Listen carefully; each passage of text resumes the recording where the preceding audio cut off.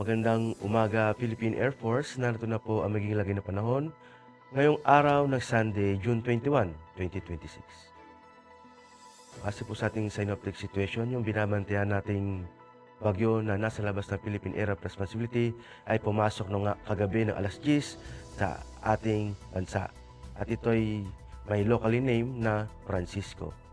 At ito'y lumakas pa nga as a severe tropical storm.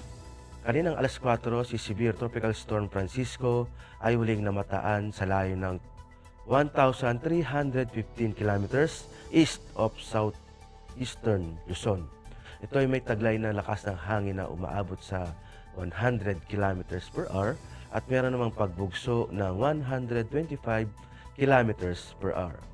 Ito ay kumikilos pa west-northwestward sa bilis na 25 kilometers per hour. Ang nasabing bagyo ay wala pang direktang epekto sa anumang kalupaan ng ating bansa, ngunit itong mga kaulapan nito o yung trough ang makakaapekto sa Bicol region at sa silangang bahagi ng Visayas.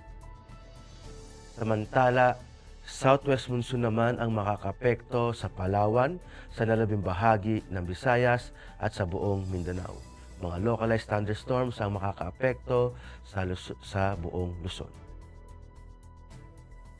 At para naman sa track at intensity ni Severe Tropical Storm Francisco, makikita natin na inaasahan mamayang hapon ay ito'y lalakas pa as a typhoon category. At ito'y magkukontinue pa movement niya ng west-northwest at pagdating sa malapit sa may extreme north Luzon, ito'y magre-recurve pa north at ito'y possible na humina as a severe tropical storm pag nasa silangang bahagi na ng Taiwan. At para sa magiging general area forecast, dulot ng trough ni Severe Tropical Storm Francisco, ang silangang bahagi ng Visayas at Bicol region ay makakaranas ng maulap na kalangitan na may kalat-kaltapag ulan, pagkulog at pagkidlat.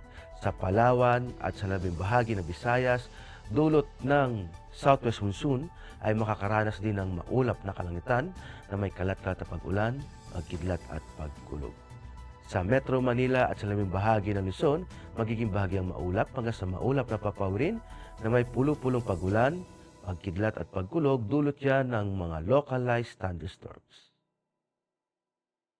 Sa Mindanao, dulot ito ng southwest monsoon, makakaranas sila ng maulap na kalangitan na may kalat-kaltapag ulan, pagkidlat at pagkulog.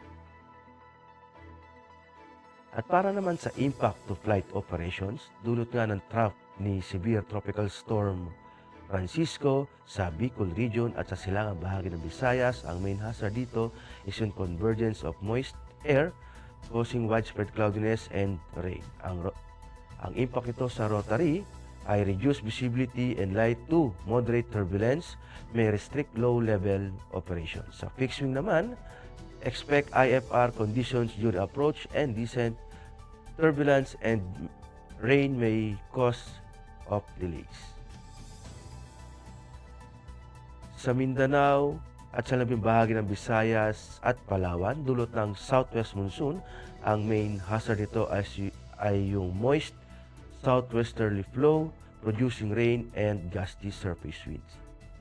Ang impact nito sa rotary, reduced visibility and gust winds, limit BFR and low altitude operations, wet helipads, increase operational hazards.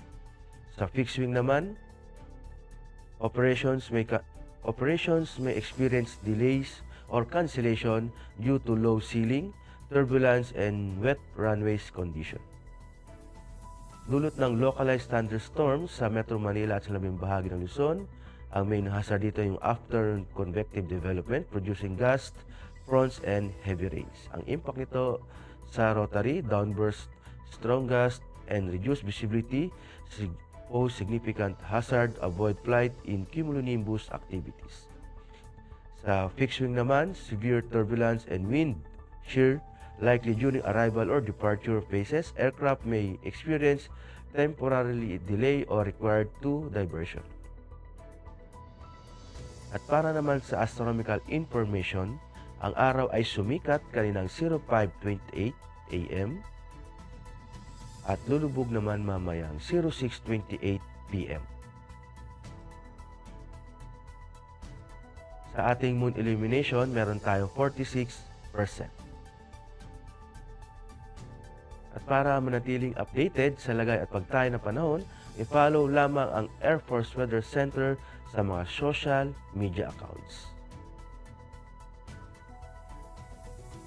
Sa ngalan ng aming commanding officer na si Colonel Alvin Jan Cugador, PAP JSC, ako po si Technical Sergeant Brian Benedict B. Arcilla, Weather Forecaster ng Air Force Weather Center. Maraming salamat po.